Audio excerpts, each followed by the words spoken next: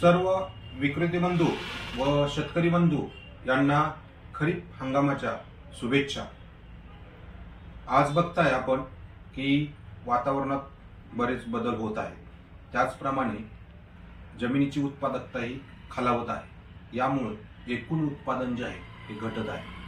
आपल्या धुळे जिल्ह्याचा विचार करता कापूस व मका या पिकाचे क्षेत्र वाढत आहे। यासाठी आम्ही काही किफायतशीर व कमी खर्चिक अशा तुम्हाला फवारण्या सांगणार आहे। या फवारण्यातून तुम्हाला 12 ते 15% उत्पादन वाढू शकते।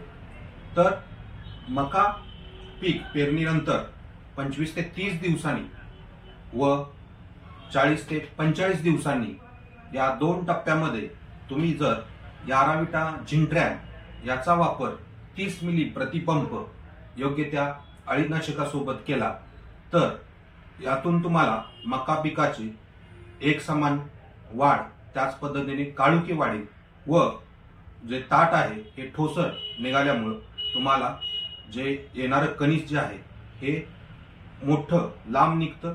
त्याचबरोबर यामध्ये जे दाणे भरतात हे टोकापर्यंत भरतात। तसेच कापूस पीक लागवडीनंतर तुम्ही फांदी निघण्याच्या अवस्थेमध्ये म्हणजे साधारणतः 35 ते 40 दिवसांनी याराविटा सनीफॉस याचा वापर 50 मिली केल्यास यामधून अधिक फांद्यांचा निघतात। तसेच फुल अवस्थेमध्ये म्हणजेच 55 ते 60 दिवसांनी तुम्ही जर याराविटा बड बिल्डर याचा वापर 50 ग्रॅम प्रतिपंप केला तर यातून तुम्हाला अधिक फुलं तसंच फुलांचं रूपांतर बोंडामध्ये होतं व कापसामध्ये मॅग्नेशियमच्या कमतरतेमुळे जो लाल्या रोग येतो यावरती बऱ्यापैकी नियंत्रण मिळते। यासाठी तुम्ही या फवारण्यांचा वापर या अवस्थेत केला तर